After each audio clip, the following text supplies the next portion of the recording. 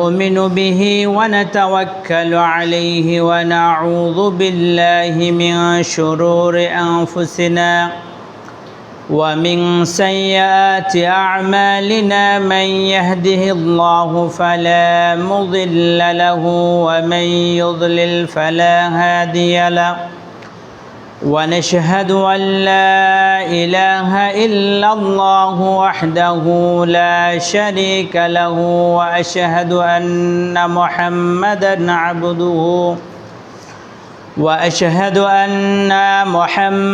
عبده ورسوله الذي أرسله بالحق بشيرا ونذيرا وداعيا إلى الله بإذنه وسراجا منيرا أما بعد فإن خير الحديث كتاب الله وخير الهدي هدي محمد صلى الله عليه وسلم وشر الأمور محدثتها وكل محدثة بدعة وكل بدعة ضلالة وكل ضلالة في النار أعوذ بالله من الشيطان الرجيم بسم الله الرحمن الرحيم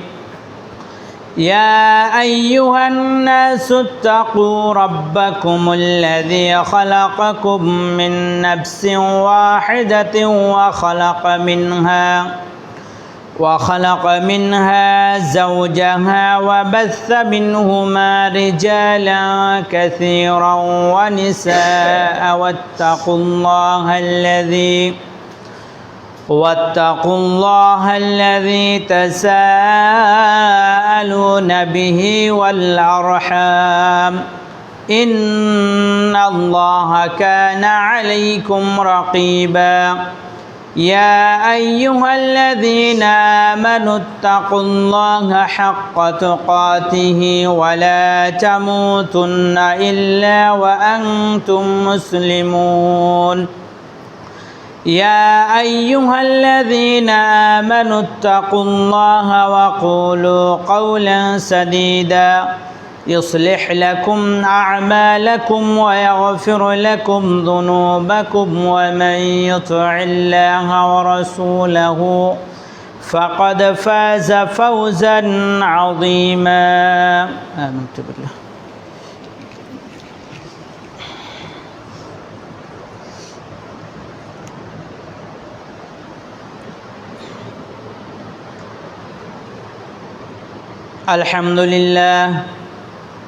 الحمد لله رب العالمين والعاقبة للمتقين والصلاة والسلام على أشرف الأنبياء والمرسلين نبينا محمد وعليه وصحبه أجمعين أما بعد أعوذ بالله من الشيطان الرجيم قل يا عبادي الذين أسرفوا على أنفسهم لا تقنطوا من رحمة الله إن الله يغفر الذنوب جميعا إنه هو الغفور الرحيم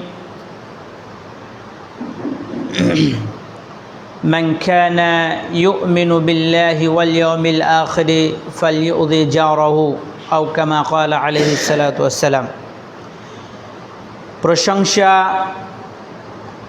সেই মহান আল্লাহ সুবহানাহু ওয়া তাআলার জন্যে যে মহান আল্লাহ সুবহানাহু ওয়া তাআলা আমাদেরকে পৃথিবীর সকল ব্যস্ততা সকল কাজকর্ম ত্যাগ করে সুস্থ অবস্থায় এই জামে মসজিদে সমাবেত হওয়ার তৌফিক দান করেছেন সে মহান আল্লাহ সুবহানাহু ওয়া তাআলার প্রশংসা করি আলহামদুলিল্লাহ। দরুদ ও সালাম বর্ষিত হোক আমাদের প্রিয় নবী মুহাম্মদুর রাসূলুল্লাহ, সকলেই পড়ি সাল্লাল্লাহু আলাইহি ওয়াসাল্লাম। সম্মানিত প্রিয় উপস্থিতি, আমরা গত জুমায় আলোচনা করেছিলাম প্রতিবেশীর হক সম্পর্কিত বিষয় নিয়ে। তো প্রতিবেশীর হক সম্পর্কিত অনেকগুলো আলোচনা রয়েছে, দীর্ঘ আলোচনা রয়েছে, যেটা আমরা এই প্রতিবেশীর সাথে সম্পর্ক বজায় রাখার গুরুত্ব, ফজিলত এবং কিছু বিধিবিধান এবং আল্লাহ কর্তৃক বিধান, নবী করিম সাল্লাল্লাহু আলাইহি সাল্লাম কর্তৃক যে হুকুম, এই বিষয়গুলো নিয়ে আলোচনা করেছিলাম। এবং আরও আলোচনা করা হয়েছিল যে প্রতিবেশীর যে হক রয়েছে, এক প্রতিবেশীর প্রতি অপর প্রতিবেশীর অনেকগুলো হক রয়েছে। তার মধ্যে আমরা 1 থেকে নিয়ে 5 পর্যন্ত আমরা আলোচনা করেছিলাম, আর বাকিগুলো আজকে আলোচনা করব ইনশাআল্লাহ। তো আমরা প্রতিবেশীর হক 1 থেকে নিয়ে আমরা 4 পর্যন্ত আলোচনা করেছিলাম। আজকে 5 থেকে শুরু করে আজকে শেষ করার চেষ্টা করব ইনশাআল্লাহ। তো আমরা এক নজরে গতদিন যে বিষয়গুলো নিয়ে আলোচনা করেছিলাম সেগুলোর মধ্যে প্রথমটি ছিল 1 নম্বর প্রতিবেশীর সাথে, মানে প্রতিবেশীর হক সম্পর্কে আল্লাহ সুবহানাহু ওয়া তাআলা রাসূল করিম সাল্লাল্লাহু আলাইহি সাল্লামকে জিবরিল আলাইহিস সালাতু ওয়াস সালামের মাধ্যমে হক সম্পর্কে জানিয়ে দিয়েছিলেন। এবং জিবরিল আলাইহিস সালাতু ওয়াস সালাম বলেছিলেন, মানে রাসূল করিম সাল্লাল্লাহু আলাইহি সাল্লাম বলছেন, জিবরিল আলাইহিস সালাতু ওয়াস সালাম এমনভাবে প্রতিবেশীর হক সম্পর্কে আমাকে গুরুত্ব দিয়েছেন যেন তিনি আমার মুআররিস, মানে তিনি আমার ওয়ারিস, এইভাবে। এরপর 2 নম্বর প্রতিবেশীর সাথে সৎ ব্যবহার। আল্লাহ সুবহানাহু ওয়া তাআলা স্বয়ং নিজেই বলেছেন যে তোমরা কি করবে, ওয়াবিল ওয়ালিদাইনি ইহসানা ওয়াবিদিল কুরবা ওয়াল ইয়াতামা ওয়াল মাসাকিনি ওয়াল জারিদিল কুরবা ওয়াল জারিদিল জুনুব, যে যারা আমার নিকটবর্তী প্রতিবেশী তাদের সাথে সৎ ব্যবহার করতে হবে, যারা আমার দূরবর্তী অর্থাৎ দূরে অবস্থান করে তাদের সাথেও সৎ ব্যবহার করতে হবে। 3 নম্বরে আমরা আলোচনা করেছিলাম প্রতিবেশীর সাথে সর্বোত্তম ব্যবহার করা। কারণ প্রতিবেশীর সাথে সর্বোত্তম ব্যবহার করা মানে আল্লাহ সুবহানাহু ওয়া তাআলার সাথে সঙ্গে উত্তম আচরণ করা, উত্তম ব্যবহার করা। অর্থাৎ প্রতিবেশীর সম্পর্কে, ভালোবাসার সম্পর্কের সাথে রাসূল করিম সাল্লাল্লাহু আলাইহি সাল্লামের ভালোবাসার সম্পর্ক রয়েছে। আর রাসূল করিম সাল্লাল্লাহু আলাইহি সাল্লামকে ভালোবাসার মাধ্যমে আল্লাহ সুবহানাহু ওয়া তাআলার ভালোবাসা অর্জন করা যায়।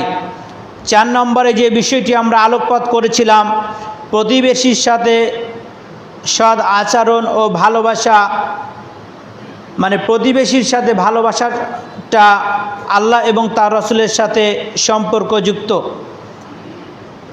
আজকে 5 নম্বর যে বিষয়টি নিয়ে আলোকপাত করা হবে, রাসূল করিম সাল্লাল্লাহু আলাইহি সাল্লাম বলছেন প্রতিবেশীকে কষ্ট না দিতে। রাসূল করিম সাল্লাল্লাহু আলাইহি সাল্লাম বলছেন, মান কানা ইউমিনু বিল্লাহি ওয়াল ইয়াউমিল আখিরি ফালইউযি জারাহু, যে মান কানা ইউমিনু বিল্লাহি ওয়াল ইয়াউমিল আখির, যে ব্যক্তি পরকালের প্রতি বিশ্বাস স্থাপন করে। এইভাবে আল্লাহ সুবহানাহু ওয়া তাআলা আমাকে সৃষ্টি করেছেন, আমার মরণ হবে, আমাকে মৃত্যুর মুখে পতিত হতে হবে, মৃত্যুর পরে যে স্থায়ী জীবন রয়েছে, আমাদের জান্নাত হবে অথবা জাহান্নাম হবে, বিচার ফয়সালা হবে, একটা স্থায়ী সমাধান হবে ইহকালীন না পরকালীন জগতে। এই যে এই সকল বিষয়ের প্রতি, তাকদীরের প্রতি, আল্লাহ এবং তার রাসূলের প্রতি, এই বিষয়গুলোর প্রতি যারা বিশ্বাস স্থাপন করেছে, এই ব্যক্তিরা যেন তার প্রতিবেশীকে কষ্ট না দেয়। বলেছিলাম প্রতিবেশী কারা? প্রতিবেশী হতে পারে আমার ধর্মীয় ভাই, হতে পারে মুসলিম ভাই, হতে পারে আমার বন্ধু, হতে পারে আমার শত্রু, হতে পারে সে মুসলিম, হতে পারে সেই অমুসলিম। এইভাবে অনেকগুলো বিষয় গতদিন আলোচনা করেছিলাম। তারা হলো আমাদের প্রতিবেশী। এবং কতটি পরিবার নিয়ে আমাদের প্রতিবেশী বলেছিলাম? 160টি পরিবার নিয়ে আমাদের একটা প্রতিবেশী, মানে 160 পরিবার, আমার ডান দিকে 40টা পরিবার, বাম দিকে 40টা, সামনে 40টা, পিছনে 40টা, এই 160টা পরিবার নিয়ে আমাদের একটা প্রতিবেশী। এতজনের সাথে আমাকে কি করতে হবে? প্রতিবেশীর হক আমাদেরকে রক্ষা করতে হবে। তো এই বিষয়গুলো সম্পর্কিত আলোচনা করার আজকের বিষয় হলো যে রাসূল করিম সাল্লাল্লাহু আলাইহি সাল্লাম বলছেন, মান কানা ইউমিনু বিল্লাহি ওয়াল ইয়াউমিল আখির ফালইউযি জারাহু, যে ব্যক্তি মানে পরকালের প্রতি বিশ্বাস স্থাপন করে, এ ব্যক্তি যেন তার প্রতিবেশীর সাথে কি করে? প্রতিবেশীকে কষ্ট না দেয়। আমরা আজকে কিছু বিষয় আসবে যেগুলো একেবারেই মনে হবে যে আমার চোখের সামনে, আপনার চোখের সামনে একেবারে সকালের মতো দুপুরের মতো স্পষ্ট, আমরা প্রভাতের ন্যায় স্পষ্ট আমরা দেখতে পাচ্ছি। এমন কিছু বিষয় সম্পর্কিত রাসূল করিম সাল্লাল্লাহু আলাইহি সাল্লাম হাদিস বলেছেন। তো আমার দ্বারা যদি আমার প্রতিবেশী কষ্ট পায়, তাহলে আমি তার সাথে তার হক নষ্ট করলাম। কারণ রাসূল করিম সাল্লাল্লাহু আলাইহি সাল্লাম বলেছেন যে প্রতিবেশীর সাথে আমাদেরকে কি করতে হবে? হক বজায় রাখতে হবে, যেন তার দ্বারা আমার প্রতিবেশীর কষ্ট না পাই। কারণ রাসূল করিম সাল্লাল্লাহু আলাইহি সাল্লাম অন্য হাদিসে বলছেন, মান আযা মুসলিমান ফাকাদ আযানি ওয়া মান আযানি ফাকাদ আযাল্লাহ, যে ব্যক্তি কোনো মুসলিমকে কষ্ট দিল, ফাকাদ আযানি, ওই ব্যক্তি যেন আমাকে কষ্ট দিল, অর্থাৎ রাসূল করিম সাল্লাল্লাহু আলাইহি সাল্লামকে কষ্ট দিল। ওয়া মান আযানি, আর যে ব্যক্তি আমাকে কষ্ট দিল, ফাকাদ আযাল্লাহ, তিনি আল্লাহকে কষ্ট দিলেন। অতএব আমাদের যদি মুসলিম পরিবার হোক বা অমুসলিম পরিবার হোক, তাদের সাথে আমাদেরকে সম্পর্ক বজায় রাখতে হবে, আমার দ্বারা যেন আমার প্রতিবেশী কষ্ট না পায়। এরপর 6 নম্বর রাসূল করিম সাল্লাল্লাহু আলাইহি সাল্লাম বলছেন, প্রতিবেশীর সাথে খারাপ আচরণ করা যাবে না। কেন যাবে না? রাসূল করিম সাল্লাল্লাহু আলাইহি সাল্লাম বলছেন, ওয়াল্লাহি লা ইউমিনু, ওয়াল্লাহি লা ইউমিনু, ওয়াল্লাহি লা ইউমিনু। ক্বালু মা যাকা ইয়া রাসূলুল্লাহ, যে আল্লাহর শপথ করে রাসূল করিম সাল্লাল্লাহু আলাইহি সাল্লাম বলছেন, ওয়াল্লাহি লা ইউমিনু, আল্লাহর শপথ, আল্লাহর কসম করে বলছেন ওই ব্যক্তি মুমিন নয়। এরপর আবার বলছেন ওয়াল্লাহি লা ইউমিনু, ওই ব্যক্তি মুমিন নয়। আবার তৃতীয়বার বলছেন ওয়াল্লাহি লা ইউমিনু, ওই ব্যক্তি মুমিন নয়। ক্বালু মা যাকা ইয়া রাসূলুল্লাহি, হে আল্লাহর রাসূল, কে সেই ব্যক্তি যেই মুমিন নয়? রাসূল করিম সাল্লাল্লাহু আলাইহি সাল্লাম বলছেন, ক্বালাল জারু, যে ওই ব্যক্তি লা ইউমিনু জারাহু বিওয়াইকিহি, যে ওই ব্যক্তি যার অনিষ্টতার কারণে তার প্রতিবেশী কষ্ট পায়, অর্থাৎ এরূপ অনিষ্ট ব্যক্তি কখনো মুমিন হতে পারে না। কারণ আমাদেরকে মুমিন হতে হলে যে আমাদের হক রয়েছে, প্রত্যেকের হক আমাদেরকে চৌচির বিশ্লেষণ করে আমাদেরকে মেনে চলতে হবে, তাহলে আমরা কিন্তু মুমিন। আমরা কথাই বলি আমরা সালাত আদায় করি না, সিয়াম পালন করি না, আমাদের ঈমান ঠিক রয়েছে না, এই কথাটা আমাদেরকে বলা যাবে না, কখনো বলা যাবে না। কারণ আমরা যদি মুসলিম, আমার প্রতিবেশীর সাথে আমি খারাপ আচরণ করি, তার সাথে আমি কি করি? তার সাথে কৌশলে আমি তার সম্পদ ছিনিয়ে নিই, বা একটা ফল আমি জোর করে পেড়ে খাই, কারণ আমার শক্তির গরম, আমার ক্ষমতার গরম, আমার পরিবারের গরম, আমার বংশমর্যাদার গরম, এই কারণে যদি আমি এটা করে থাকি, তাহলে রাসূল করিম সাল্লাল্লাহু আলাইহি সাল্লাম বলেছেন এই ব্যক্তি মুমিন নয়। মুমিন হতে হলে আমার দ্বারা যেন আমার প্রতিবেশী কষ্ট না পায়, যদি কষ্ট পেয়ে থাকে তাহলে কিন্তু আমরা মুমিন নয়। যদি কষ্ট না পেয়ে থাকে তাহলে আমরা এই যে প্রতিবেশীর সম্পর্ক রক্ষা করার স্বার্থে আমরা মুমিন। এরপর 7 নম্বর যে বিষয়টি রাসূল করিম সাল্লাল্লাহু আলাইহি সাল্লাম বলেছেন, যে প্রতিবেশীকে কষ্ট দানকারী ব্যক্তি জান্নাতে যাবে না। জান্নাত এবং জাহান্নাম, এই বিষয়টি আমরা শুনতে শুনতে যেন মনে হয় যে জাহান্নাম আর জান্নাত বাই কি, যে আমরা এই পৃথিবীতে একটা গুরুত্ব, এই পৃথিবীতে এত কিছু আমরা পালন করছি, একটা মাত্র আমাদের আশা যেন আমরা জান্নাতে যেতে পারি। যদি আমাদের আশা থাকে জাহান্নামে যাব, তাহলে আমাদের পুরো কাজ, ধর্ম কর্ম, হুকুম আহকাম, প্রতিবেশীর হক, ছেলের হক, পুত্রের হক, মেয়ের হক, এগুলো আমাদের মানা দরকার নাই। যদি আমরা জান্নাত যেতে চাই, আমরা কষ্ট করে এখানে এসে আমরা বসে আছি, কেন বসে আছি? আমরা পরকালীন, ইহকালীন আমল করে পরকালীন আমরা কি মুক্তি পেতে চাই। অস্থায়ী জীবনের সমাপ্তি টেনে আমরা স্থায়ী জীবনে একটি সুখময় আমরা স্থান চাই, যেখান থেকে আমাদের, যেই স্থান থেকে আমাদের আর মৃত্যু হবে না, যেখান থেকে আমাদের আর কোনো পরিবর্তন হবে না, এমনই একটি চাওয়া আমাদের আল্লাহর কাছে। আল্লাহ রাব্বুল আলামিন আমাদের প্রত্যেককে যেন পরকালীন ইহকালীন আমল করে পরকালীন জান্নাত দান করেন, আল্লাহুম্মা আমিন। তো রাসূল কারীম সাল্লাল্লাহু আলাইহি সাল্লাম বলছেন যে প্রতিবেশীকে কষ্ট দিয়ে থাকলে ওই ব্যক্তি জান্নাতে যাবে না। কারণ আমরা জান্নাতে যেতে চাই বিদায় রাসূল কারীম সাল্লাল্লাহু আলাইহি সাল্লাম এটা বলেছেন, লা ইয়াদখুলুল জান্নাতা মাল্লা ইউমিনু জারাহু বিওয়াইকিহি, যে ওই ব্যক্তি লা ইয়াদখুলুল জান্নাহ, জান্নাতে প্রবেশ করবে না। কে? ওই ব্যক্তি। কোন ব্যক্তি? মাল্লা ইয়ামিনু জারাহু, যে তার প্রতিবেশীকে কষ্ট দেয়, বিওয়াইকিহি মানে তার থেকে তার প্রতিবেশী নিরাপদ নয়। অর্থাৎ আমার থেকে যদি আমার প্রতিবেশী নিরাপদ না হয়, যে হয়তো আমার প্রতিবেশী এমন একটা আশঙ্কার মধ্যে থাকে যে যে কোনো সময় আমার প্রতি আক্রমণ করতে পারে, হয়তো আমার বাড়ি চুরি করতে পারে, হয়তো আমার একটু সুযোগ পেলে আমি বাড়ি থেকে বের হলেই হয়তো আমার ছাগল চুরি করে বেচে দিবে, অথবা আমার পাশে একটা ফলের গাছ রয়েছে, আমি এখান থেকে দূরে সরলেই সে ফল পেড়ে খাবে, আমার রাস্তা কি করবে? রাস্তাকে সংকীর্ণ করে দিবে। এমন যদি কাজ আমরা করে থাকি, তাহলে এরূপ প্রতিবেশী যদি আমাদের আশঙ্কা থাকে যে আমাদের প্রতিবেশীটা এমন, তাহলে এই প্রতিবেশী কখনো জান্নাতে যাবে না, কারণ সে তার প্রতিবেশীর হক নষ্ট করেছেন। রাসূল কারীম সাল্লাল্লাহু আলাইহি সাল্লাম বলছেন, ওই প্রতিবেশী জান্নাতে যাবে না যার থেকে তার প্রতিবেশী নিরাপদ নয়। সহজ কথায়, আমার দ্বারা যদি আমার প্রতিবেশী নিরাপদে না থাকে, তাহলে আমি জান্নাতে যেতে পারবো না। যদি আমার দ্বারা প্রতিবেশীর এমন একটা বিশ্বাস হয়, আমি থাকলেও আমার সম্পদের হেফাজত থাকবে, আমি বাইরে থাকলেও আমার সম্পদের হেফাজতে থাকবে, তাহলে আমরা জান্নাতে যেতে পারবো ইনশাআল্লাহ। আল্লাহ রাব্বুল আলামিন যদি আমাদেরকে তৌফিক দান করেন। অতএব আমাদেরকে কি করতে হবে?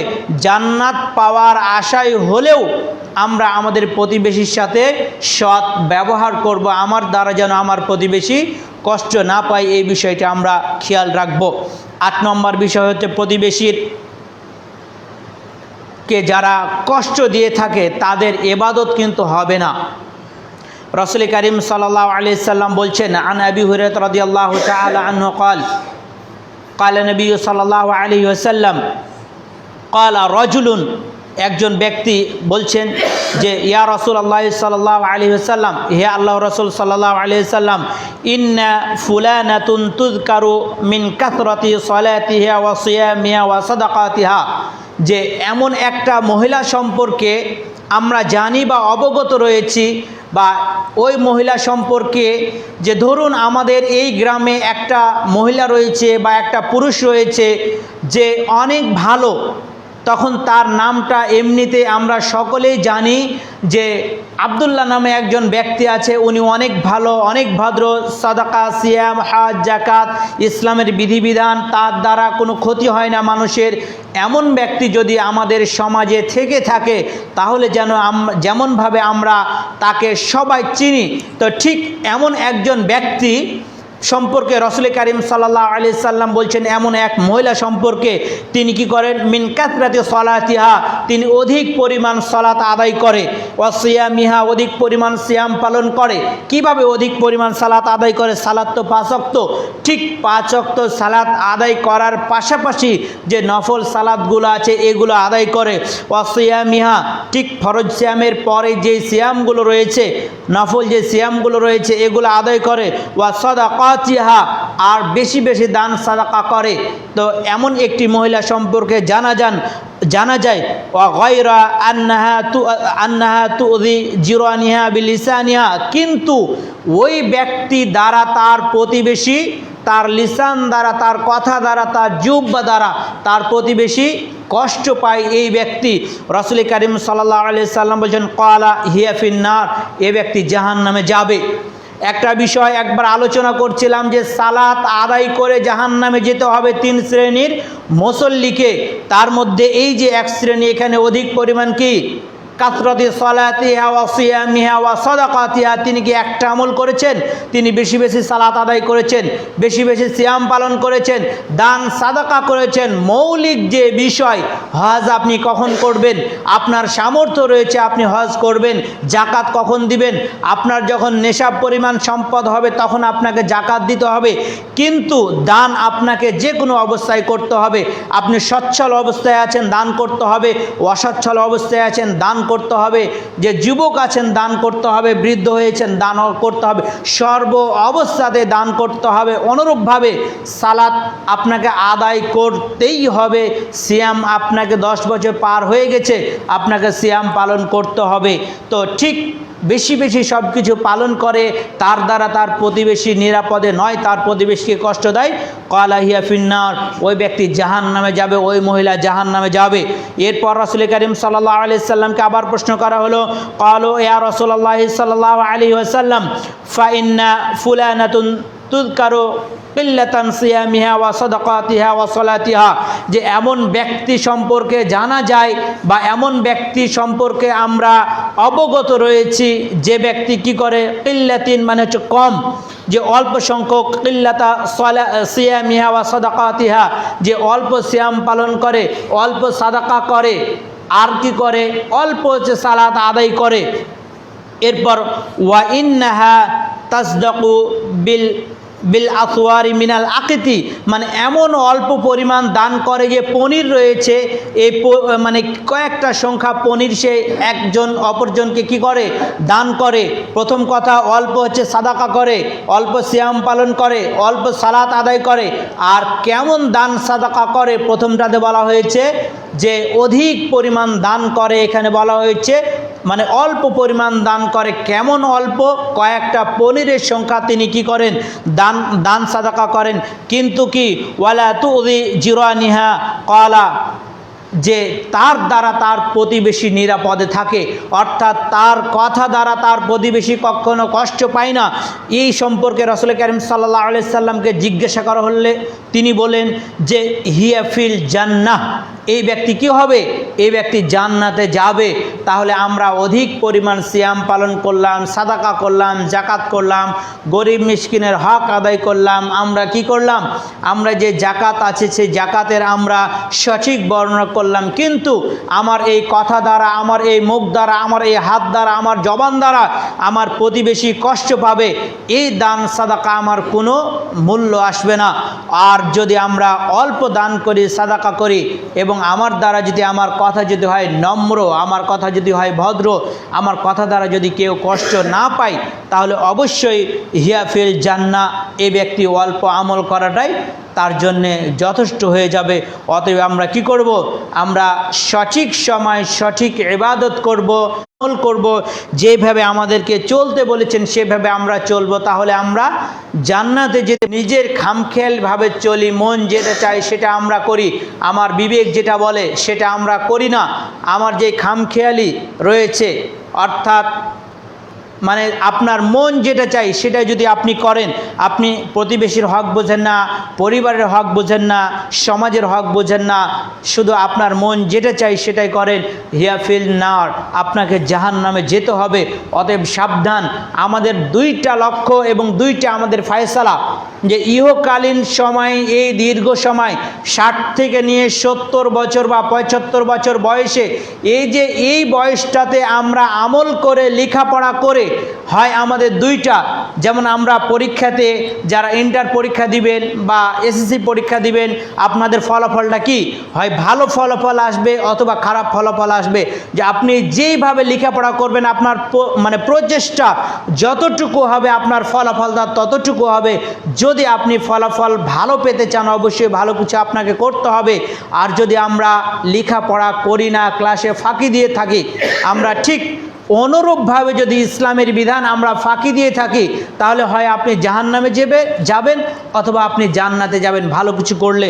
অতএব আমাদেরকে ইহকালীন এবং পরকালীন একটা পার্থক্য রয়েছে। পরকালীন পরীক্ষাটা আমাদের প্রশ্নগুলো আল্লাহ সুবহানাহু ওয়া তাআলা ফাঁস করে দিয়েছেন। মানে এই যে এই অ্যানসারটা কি হবে, এটা আল্লাহ সুবহানাহু ওয়া তাআলা আমাদেরকে আগেই বলেছেন। তুমি সালাত আদায় করো, তোমার এটা হবে। তুমি সালাম প্রদান করো, তুমি নবীর প্রতি দরুদ পাঠ করো, তোমার 10টা নেকি লিখা হবে, তোমার 10টা গুনাহ মাফ করে দেওয়া হবে, তোমার মর্যাদা 10টা বৃদ্ধি করে দেওয়া হবে। এই যে রাসূল করিম সাল্লাল্লাহু আলাইহি সাল্লাম বলে দিয়েছেন তোমরা এটা করো, তাহলে এটা পাবে। আমরা যদি কাউকে পূর্ণভাবে আসসালামু আলাইকুম ওয়া রাহমাতুল্লাহি ওয়া বারাকাতুহু যদি এই পূর্ণ সালামটা কাউকে দিয়ে থাকি, তাহলে আমার আমল নামায় 30টি নেকি লিখা হবে। তাহলে আল্লাহ রাব্বুল আলামিন প্রশ্ন করেছেন এবং প্রশ্নের অ্যানসার দিয়ে দিয়েছেন। এখন শুধু আমরা কি করব, আমলে বাস্তবায়ন করব। তাহলে আমরা পরকালীন যেই আমাদের ফলাফল জান্নাত অথবা জাহান্নাম আমরা পেয়ে যাব। আল্লাহ রাব্বুল আলামিন আমাদেরকে এই যে ভালো ফলাফল করে ইহকালীন মানে এই জীবন ত্যাগ করে পরকালীন যেন আমরা মুক্তি পেতে পারি, আল্লাহ রাব্বুল আলামিন সে তৌফিক দান করুন, আল্লাহুম্মা আমিন। এরপর রাসূল করিম সাল্লাল্লাহু আলাইহি সাল্লাম বলছেন, যদি কোনো ব্যক্তি তার কারণে তার প্রতিবেশী মানে সেখান থেকে গৃহ ত্যাগ করে অন্য জায়গায় বাসস্থান স্থাপন করে, তাহলে তার শাস্তিটা কি বা তার কি হবে, এই সম্পর্কে রাসূল করিম সাল্লাল্লাহু আলাইহি সাল্লাম বলছেন। প্রত্যেকটি সময় সংক্ষিপ্ত বিষয় অনেকগুলো। রাসূল করিম সাল্লাল্লাহু আলাইহি সাল্লাম বলছেন, সাওবান রাদিয়াল্লাহু তাআলা আনহু বর্ণিত যে দুইজন ব্যক্তি রাগান্বিত, হয়তো আমি এবং আমার ভাই বা আমি যার সাথে চলাফেরা করি, হুট কথায় আমাদের মধ্যে একটা বিবাদ হয়েছে। বিবাদ হওয়ার পরে একজন চাই যে আমি তার সাথে মিশে যাই, আরেকজন চাই যে আমি তার সাথে মিশি না। তাহলে যে চাই যে আমি তার সাথে মিশি না, তার জন্যে ধ্বংস আবশ্যক। ওই ব্যক্তি সর্বনাশ হবে, তার একটা ক্ষতি হবে, আল্লাহ রাব্বুল আলামিন তাকে কি করবেন, ধ্বংস করে দিবেন। এরপর দুইজন ব্যক্তির মধ্যে কোনো ঝামেলা হয়েছে, দুইজনই চাচ্ছে আমি তার সাথে কথা বলবো না, আরেকজন বলছে আমিও তার সাথে কথা বলবো না, ধ্বংস উভয়ের জন্যেই আবশ্যক। এরপর 3 নম্বর হলো যে যদি আমার দ্বারা আমার প্রতিবেশী কষ্ট পেয়ে, আমার জায়গা থেকে আমার প্রতিবেশী আমার পাশে বাড়ি ছিল, আমার কারণে আমার চলাফেরা, আমার কথাবার্তা, আমার যেই ধরন কি যে দুষ্টম, আমার যেই মানে মানে মানে চুরিচামারির যে অভ্যাস, এই কারণে যদি আমার প্রতিবেশী কষ্ট পেয়ে আমার পাশ থেকে বাড়ি সরিয়ে দূরে কোথাও গিয়ে বাড়ি স্থাপন করে, বসবাস শুরু করে দেয়, কার কারণে, আমার নির্যাতনের কারণে, আমার অপচেষ্টার কারণে, আমার দুষ্টামির কারণে, কারণ আমার মনে চিন্তা সেই কিভাবে এখান থেকে দূরে সরে গিয়ে আর এক জায়গাতে বাড়ি করবে, এমন যদি কোনো ব্যক্তি করে থাকে বা চলে যায় তার প্রতিবেশীর কারণে, এই ব্যক্তির জন্যে নিশ্চয় এই ব্যক্তির জন্যে ধ্বংস আবশ্যক। মানে দেখবেন আল্লাহ রাব্বুল আলামিন একটা বিষয় জেনে থাকা দরকার আমাদের, আল্লাহ সুবহানাহু ওয়া তাআলা আমাদেরকে ছাড় দেন কিন্তু ছেড়ে দিবেন না। কারণ আমরা অনেকে মনে করি যে অমুক নামে একজন ব্যক্তি আছে, সালাত আদায় করেন না, সিয়াম পালন করেন না, জাকাত দেন না, একজন ফকিরকে খাবার দেন না, কোনো ব্যক্তি তার সাথে ভালো আচরণ পায় না, তারপর আল্লাহ রাব্বুল আলামিন তাকে ধন সম্পদ সব দিক দিয়েই তাকে সুস্থ এবং ভালো রেখেছেন। জেনে রাখবেন আল্লাহ রাব্বুল আলামিন তাকে ছাড় দিয়েছেন কিন্তু ছেড়ে দিবেন না। আমাদের প্রত্যেকটা ফামান ইয়ামাল মিসকালা যাররাতিন শাররান ইয়ারাহ ওয়া মান ইয়ামাল মিসকালা যাররাতিন খায়রান ইয়ারাহ, যে যদি আমরা এই সরিষা যাররা পরিমাণ আমরা ভালো কিছু করে থাকি, এর প্রতিদান আল্লাহ রাব্বুল আলামিন আমাদেরকে দিবেন। আর যদি এই সরিষার দানা সমপরিমাণ আমরা যদি খারাপ কাজ করে থাকি, অন্যায় করে থাকি, আল্লাহ রাব্বুল আলামিন এর শাস্তি আমাদেরকে অবশ্যই দিবেন। তাহলে তিনি আমাদেরকে কি করেছেন? ছাড় দিয়েছেন, কিন্তু কিয়ামতের দিন আমাদেরকে ছাড় দিবেন না। অতএব আমাদেরকে সাবধান হতে হবে। যে যাই করি, আমরা মনে করি যে রাতের অন্ধকারে যারা চোর চুরি করে, তারা মনে করে রাতের অন্ধকারে চুরি করে মালিক দেখতে পাবে না। আরে এই মালিক তো সেই মালিক নয়, যিনি একমাত্র মালিক, ক্ষমতার অধিকারী, সৃষ্টিকর্তা, জীবনদাতা, মৃত্যুদাতা, তিনি তো আমাদেরকে দেখছেন। আজকে এই চুরির কারণে দেখবেন কিছু কিছু ব্যক্তি, কিছু কিছু ব্যবসা আছে যেখানে তারা সফলতা অর্জন করতে পারে না। আপনি আপনার দায়িত্বে যদি ফাঁকি দেন, আল্লাহ রাব্বুল আলামিন দেখবেন আপনার অন্যদিকে আপনার নিজের ক্ষতি হচ্ছে, অন্যের কিন্তু ক্ষতি হবে না। অতএব আমাদেরকে প্রত্যেকটি কাজ, আপনি যখন একজনের দিনমজুরির কাজ করতে যাবেন, ছোট করছি না বিষয়টা জানার জন্যে, আপনি যখন একজন আরেকজনের দিনমজুরি খাটতে যাবেন, তখন আপনাকে ভাবতে হবে আমার এই সময়টা উনি টাকার বিনিময়ে ক্রয় করেছেন। তাহলে যেহেতু তিনি আমাকে টাকা দিয়ে আমার এই সময়টাকে ক্রয় করে নিয়েছেন, তাহলে এই সময়টা তার কাজে আমাকে ব্যয় করতে হবে। আমার বিশ্রাম নেওয়ার সময়, কাজের মধ্যে আমার বিশ্রাম নেওয়ার সময় আমার 10 মিনিট, আমি যদি মালিক নাই 1 ঘন্টা বসে থাকি, আপনি মালিককে ফাঁকি দিয়ে কি করবেন? সেই মালিক তো দেখছেন, তিনি দেখবেন ওই যে 1 ঘন্টা ফাঁকি দিয়েছেন, আপনি তার কত টাকা ক্ষতি করেছেন। 1 মাস কাজ করে হয়তো আপনি 15,000 টাকা পেতেন, আপনি 18,000 টাকা পেয়েছেন, মানে আপনি তো টাকাও বেশি পাবেন না, অর্থাৎ এইটা ক্ষতি করেছেন তার। কিন্তু দেখবেন এর বিনিময়ে আপনি যে তাকে ক্ষতি করেছেন তার, এর বিনিময়ে আল্লাহ রাব্বুল আলামিন চাইলে আপনার 3,000 নয়, আপনার 30,000 টাকাও ক্ষতি একদিন হয়ে যাবে। আপনি কল্পনাও করতে পারবেন না, মানে আপনার কল্পনার জগতে আসবে না যে কেন আমার এটা হলো। কিন্তু আপনাকে বুঝতে হবে যে না, আমি হয়তো একটা অন্যায় করেছিলাম, আপনার 10 টাকা হারিয়ে গেছে, জানবেন যে হয়তো আপনি কারো কি করেছিলেন? এই 10 টাকা সম পরিমাণ ক্ষতি করেছিলেন। আর আল্লাহর কাছে চাইবেন, আল্লাহ রাব্বুল আলামিন এই সকল বড় বড় ক্ষতি থেকে আপনাকে মানে রক্ষা করবেন, এটি আপনার চাওয়া আল্লাহর কাছে। বিধায় আমাদেরকে কি করতে হবে? এই যে হাদিসটা বললাম, যে 3টে বিষয় বলা হয়েছে, যে আমাদের উচিত যে এক মুসলিমের প্রতি অপর মুসলমানের হক দেখা হলে সালাম দিতে হবে। রাসূল করিম সাল্লাল্লাহু আলাইহি সাল্লাম বলছেন যে একটা সালাম সম্পর্কে হাদিস রয়েছে যে ওই ব্যক্তি মুমিন হতে পারবে না যতক্ষণ একজন অপরজনকে ভালোবাসবে। আর রাসূল করিম সাল্লাল্লাহু আলাইহি সাল্লাম বলছেন, আমি কি তোমাদেরকে বলে দিব না কিভাবে তোমাদের একজনের প্রতি অপরজনের ভালোবাসাটা বৃদ্ধি পাবে? রাসূল করিম সাল্লাল্লাহু আলাইহি সাল্লাম বলছেন, আফশু সালামা বাইনাকুম, তোমরা কি করবে? ব্যাপকভাবে সালামের প্রচলন ঘটাবে। তাহলে তোমরা কি করবে? তোমরা ভালোবাসাটা অর্জন করতে পারবে। আর যখন তোমরা ভালোবাসাটা অর্জন করতে পারবে, তখন এই ভালোবাসার বিনিময়ে তোমরা জান্নাতে যেতে পারবে। অতএব আমাদেরকে কি করতে হবে? এক মুসলিমের প্রতি অপর মুসলমানের যে হক রয়েছে, সেগুলো আমাকে আপনাকে প্রত্যেকটি হক আমাদেরকে আদায় করতে হবে। আল্লাহ সুবহানাহু ওয়া তাআলা সেই তৌফিক দান করুন, আল্লাহুম্মা আমিন। এরপর 11 নম্বর যে হক রয়েছে, রাসূল করিম সাল্লাল্লাহু আলাইহি সাল্লাম বলছেন, তাহাব্বু, তোমরা একে অপরকে হাদিয়া করো। আর তাহাব্বু, তাহলে আল্লাহ রাব্বুল আলামিন তোমাদেরকে কি করবেন? ভালোবাসবেন। আমরা কেন হাদিয়া করব? এখন হাদিয়ার বিষয়টা কেমন হয়েছে? হাদিয়া মানে উপহার, উপঢৌকন দেওয়া একজন অপরজনকে।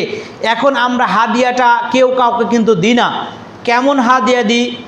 একজনের মেয়ের বিয়ে দাওয়াত দিয়েছে, সেখানে গিয়ে আমরা তাকে কিছু হাদিয়া দিয়ে থাকি। একজন আকিকার দাওয়াত দিয়েছে, যদিও এই আকিকার দাওয়াতটা, মুসলমানের দাওয়াতটা আকিকা খাওয়াতে হবে, কিন্তু মুসলমানের দাওয়াত দিয়েছেন, এই মুসলমানের অনুষ্ঠানে এটা কিন্তু করা যাবে না। এইরকম অনুষ্ঠান ছাড়া আমরা কিন্তু একজন অপরজনকে হাদিয়া দিয়ে থাকি না। কিন্তু রাসূল করিম সাল্লাল্লাহু আলাইহি সাল্লাম যে তাহাদু, তোমরা কি করবে? হাদিয়া দিবে। তাহাব্বু, আল্লাহ রাব্বুল আলামিন তোমাদেরকে কি করবেন? ভালোবাসবেন। আমরা আমার প্রতিবেশী যে রয়েছে, আয়েশা রাদিয়াল্লাহু তাআলা আনহু মানে রাসূল সাল্লাল্লাহু আলাইহি সাল্লামকে জিজ্ঞাসা করলেন, হে আল্লাহর রাসূল সাল্লাল্লাহু আলাইহি সাল্লাম, আমরা সর্বপ্রথম আমি কাকে হাদিয়া দিব? অর্থাৎ আমার ডান দিকে একজন প্রতিবেশী রয়েছে, বাম দিকে একজন প্রতিবেশী রয়েছে, আমার সামর্থ্য অল্প, আমি সর্বপ্রথম কাকে হাদিয়া দিব? রাসূল কারীম সাল্লাল্লাহু আলাইহি সাল্লাম বলছেন, তোমার দরজা থেকে যে দরজাটি তোমার নিকটবর্তী রয়েছে তাকে আগে তুমি হাদিয়া করবে এবং সেখান থেকেই হাদিয়া দিতে শুরু করবে। অতএব আমাদেরকে শুধু বিয়ে কেন্দ্রিক নয়, আর বিয়েতে কেউ যদি, আমাদের এই সিস্টেম রয়েছে, বিয়ের পরে যে খাতা নিয়ে বসে যায়, কেউ যদি কারো কাছ থেকে কোনো উপহার নেওয়ার আশায় দাওয়াত দেয়, তাহলে ওই দাওয়াত খাওয়াইয়ে যে সুন্নাতি যে পদ্ধতি রয়েছে এটা কিন্তু আদায় হবে না। এটি আপনি চালাকি করেছেন। একজন ব্যক্তি গিয়ে 300 টাকা খেয়ে এসে সর্বনিম্ন 500 টাকা দিবে, আপনার খরচ হবে হয়তো 2 লক্ষ টাকা, আপনি পাবেন 3 লক্ষ টাকা। এইরকম যদি আমাদের মানে এই চিন্তাধারা থাকে, তাহলে রাসূল কারীম সাল্লাল্লাহু আলাইহি সাল্লাম যে বলেছেন, এক মুসলিমের প্রতি অপর মুসলমানের যে 6টি হক রয়েছে, দাওয়াত দিলে দাওয়াত কবুল করতে হবে। এই দাওয়াত দেওয়া আর ওই দাওয়াত দেওয়া একই রকম বিষয় নয়। আপনাকে দাওয়াত দিতে হবে, প্রতিবেশীর হক রয়েছে তাই আপনাকে দাওয়াত দিতে হবে। আপনার বাড়িতে একজন মুসলিম যাবে, দাওয়াত দিবেন, তার হক রয়েছে, এই উদ্দেশ্যে আপনাকে দাওয়াত দিতে হবে। আপনি দাওয়াত দিয়ে মানে ওই ডাকাতি করছেন সবার সামনে, কোনো গোপনে নয়। এরূপ দাওয়াত দেওয়া থেকে এবং দাওয়াত খাওয়া থেকে আমাদেরকে বিরত থাকার চেষ্টা করতে হবে। আল্লাহ রাব্বুল আলামিন সে তৌফিক দান করুন, আল্লাহুম্মা আমিন। এরপর রাসূল কারীম সাল্লাল্লাহু আলাইহি সাল্লাম বলছেন, ইয়া আবা যাররিন, হে আবু যার, ইদা তাবাখাত মারাকাতান, যে হে আবু যার, তুমি যখন রান্না করবে, ফাআকসারু মাআহা, যে তুমি যখন রান্না করবে, তরকারি রান্না করবে, তখন তুমি পানি বেশি করে দিবে। কারণ ওয়া তাআহাদ জিরানাকা, যে তুমি তোমার প্রতিবেশীকে একটু ঝোল হলে তাকে তোমরা দিয়ে খাবে। এটি রাসূল কারীম সাল্লাল্লাহু আলাইহি সাল্লাম আবু যার রাদিয়াল্লাহু তাআলা আনহুকে তিনি বলছেন যে যখনই তোমরা রান্না করবে একটু বেশি করে রান্না করবে।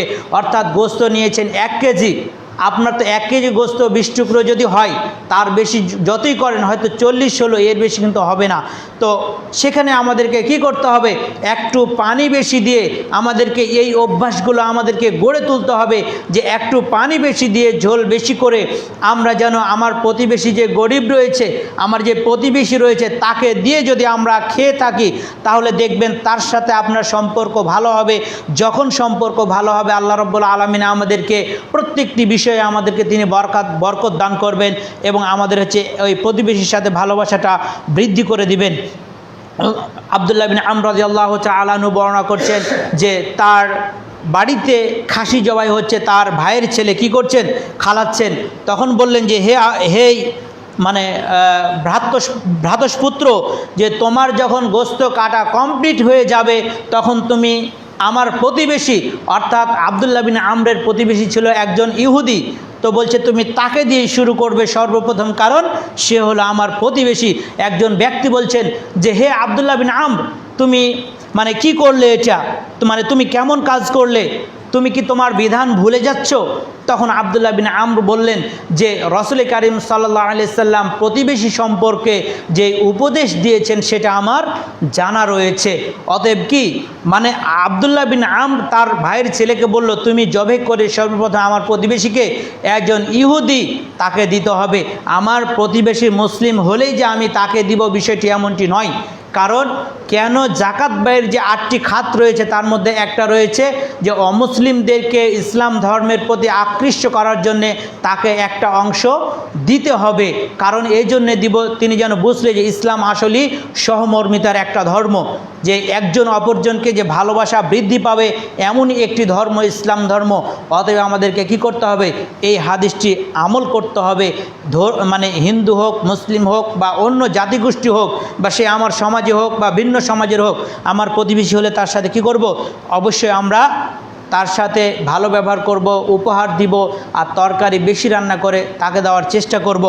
আজকের 13 নম্বর যেই উপদেশ রয়েছে, যে প্রতিবেশীর মানে ইমানের যে একটা দায়িত্ব, যে মানে প্রকৃত ইমানদার ওই ব্যক্তি, ওয়াল্লাযী নাফসি বিয়াদিহি লা ইউমিনু আবদু হাত্তা তুহিব্বু লিজারিহি আও ক্বালা লিআখিহি মা ইউহিব্বু লিনাফসিহি, যে রাসূল কারীম সাল্লাল্লাহু আলাইহি সাল্লাম বলছেন যে ওই ব্যক্তি পূর্ণ মুমিন হতে পারবে না যে ব্যক্তির হাত থেকে তার মানে একজন ভাই নিরাপদে নয়।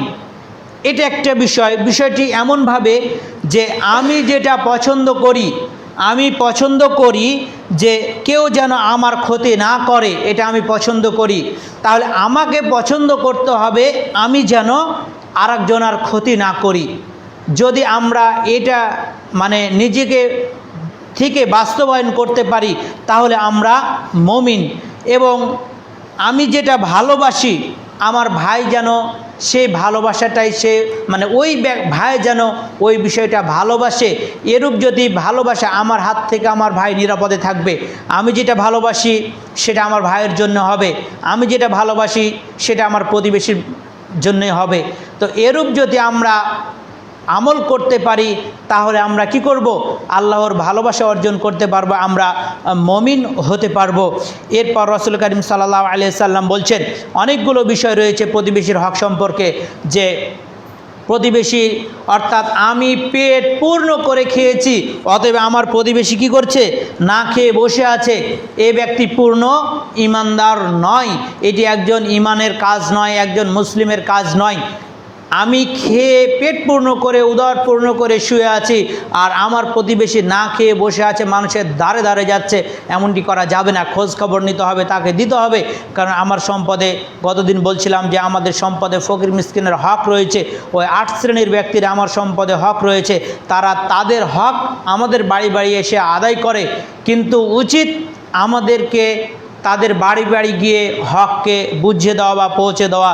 অতএব আমাদেরকে কি করতে হবে? এই বিষয়গুলো আমাদেরকে লক্ষ্য করতে হবে। আরও একটি গুরুত্বপূর্ণ হাদিস, রাসূল কারীম সাল্লাল্লাহু আলাইহি সাল্লাম বলছেন লা ইয়ামনাউ আহাদুকুম জারাহু আন ইয়াগরিজা খাশাবাহু ফি জিদারিহি, যে যখন আপনার প্রতিবেশী আমাদের সীমানা নিয়ে মারামারি হয়, সীমানা নিয়ে আমাদের বন্ধুত্ব নষ্ট হয়ে যায়, সীমানা নিয়ে আমাদের ভাইয়ের সাথে ভাইয়ের সম্পর্ক নষ্ট হয়ে যায়। রাসূল কারীম সাল্লাল্লাহু আলাইহি সাল্লাম বুখারী, মুসলিম এবং মিশকাতের 2964 নম্বর হাদিসে বলছেন, রাসূল কারীম সাল্লাল্লাহু আলাইহি সাল্লাম বলছেন লা ইয়ামনাউ, কেউ যেন নিষেধ না করে, আহাদুকুম, কোনো ব্যক্তি, যারাহু, তার প্রতিবেশীকে যেন নিষেধ না করে, তার ওয়ালের পাশে খুঁটি গাড়তে যেন নিষেধ না করে। আমরা কি করি?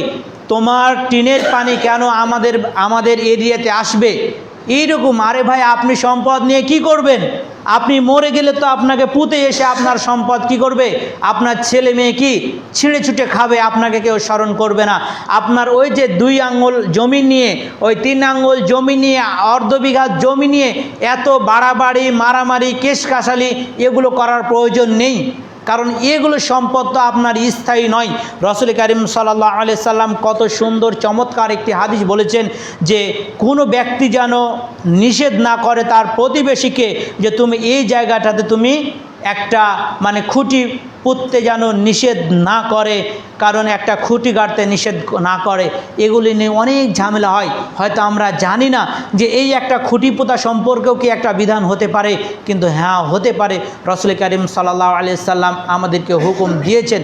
অতএব আমরা কি করব?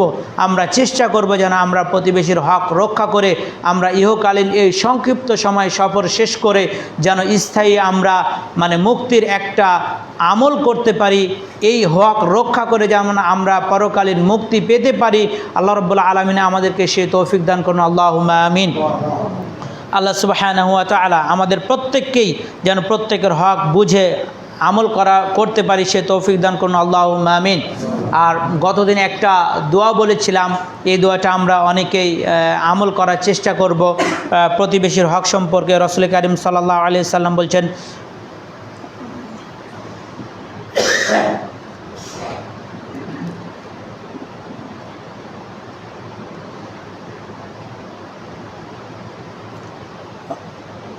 রাসূল কারীম সাল্লাল্লাহু আলাইহি সাল্লাম বলছেন আল্লাহুম্মা ইন্নী আউযু বিকা মিন জারি সুই ফি দারিল মাকাম, যে হে আল্লাহ তুমি আমার স্থায়ী বাসস্থান থেকে দুষ্ট প্রতিবেশী থেকে তুমি আমাকে নিরাপদ করো। আল্লাহুম্মা ইন্নী আউযু বিকা মিন জারি সুকি ফি দারিল মাকাম ফাইন্না জারা দুনিয়া তাহাওয়ালু, কারণ এই দুনিয়ার প্রতিবেশী পরিবর্তন হয়।